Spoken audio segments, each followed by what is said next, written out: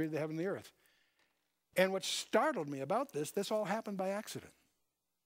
As I was picking up these beads off the floor, I got this particular thing all by random chance. I sense some of you think I'm putting you on. And I am, of course. You all smiling because you know what I'm describing is absurd.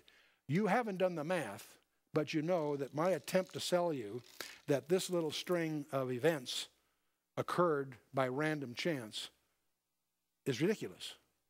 I can't sell you that no matter how clever I might try to be. Could these have happened by chance? Could this have occurred by random chance? Or did I do it deliberately?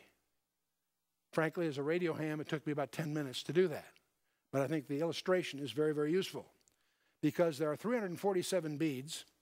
There is an alphabet of only 2, black and white. So it turns out to be a very simple equation in information theory. The probability of any particular sequence would be 2 raised to the 347th power. That's equivalent to 10 with 104 zeros after it. 1 chance in 10 with over 100 zeros after it. That is a very, very large number. In other words, that probability is very, very small.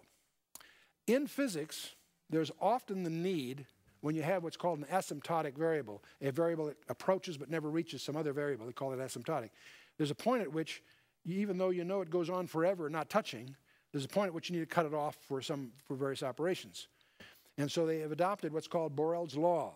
Any probability that's less than 10 with 50 zeros after it is defined as absurd. There's a point at which the probabilities get so ridiculously small that we just cut it off and call it absurd. And that's called Borel's law. Well, this isn't 10 to the 50th. This is 10 to the 104th. This is really absurd. And yet, it's interesting that we let our kids go to school where they're taught that hemoglobin, the hemoglobin molecule in our blood, happens to be made of amino acids, of course. It happens to have 574 of these amino acids drawn from an alphabet of 20. Now, that turns out to be a vastly more complex calculation than an alphabet of 2. And if you go through that math, it turns out to be 574 from an alphabet of 20, 10 to the 650th power. That is absurdly, absurdly long. And only one of them is hemoglobin. If you don't have them in the right order, you get what's called hemoglobinopathy. It's fatal. And so if you change just one of these, they become actually more than just a couple of these, you have hemoglobinopathy. So obviously, the idea that hemoglobin happened by chance is even more absurd than the little example I gave you here, obviously. And it's like, it's the impossibility of chance. To give you, these numbers are very, very big. There's only 10 to the 18th seconds in the history of the universe if you accept a 16 billion year life of the universe. If you do the math, in seconds, it's only 10 to the 18th. How many atoms are there in our galaxy? Only 10 to the 66th. There are only 10 to the 80th particles in our galaxy. So the probability is less than 10 to 50, of course, finds it absurd.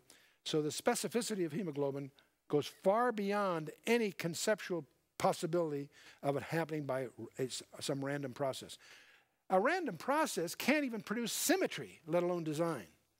Take a random number table and produce symmetry from it. This is equivalent to winning the state lottery, not just once. How many believe you could win the state lottery twice in a row? How about winning the state lottery 3 days in a row? You see how each one is as unlikely as the previous one squared, okay? And so this is equivalent to winning the lottery every day, 90 days in a row. That is really unlikely, okay? The genetic code is even more complex because it is a 3 out of 4 error-correcting digital code. And anyone that thinks that they could design a computer where you have one group designing the language and the other group designing the hardware and they never talk to each other, out of their minds. It takes incredible skill, coordination, and deliberate design to create such a creature. And we have here a code that is so sophisticated, self-replicating without error, it is error-correcting, It is a 3 out of 4 alphabet that includes punctuation. And with that, we have all of life defined in our DNA. And it even has punctuation, start and stop bits that sequence the sentences. I won't go through all of that here, but there is a basic equation that our kids are taught in school that if you take matter and energy and random processes, here I'm calling it entropy, that occasionally, not very often, but occasionally it can produce life. Do you realize that we could conduct an experiment in this? Let's see if it happens. I have here some matter, and it's in an open theodynamic system, which means that energy can enter and leave, because I can let it get warm, I can put it in the icebox, whatever. It also is optically transparent, which is incidental to our purpose. But I've got some matter. In fact, I've given the null hypothesis an advantage because I've got organic material here, not inorganic material. I've got organic material. Now, what they teach us in school is that matter plus energy plus entropy, randomness, will occasionally, maybe not frequently, occasionally produce life. So let's see if it has. I'm going to open this. And we have, of course, a seal on here. I wonder what that's for. But if we break this seal to see what we've really got here, to see if we have any new life in here.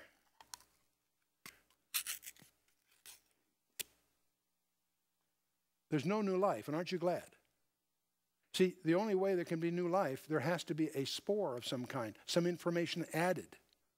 The life that's here was the life that was there to begin with, namely the peanuts or whatever.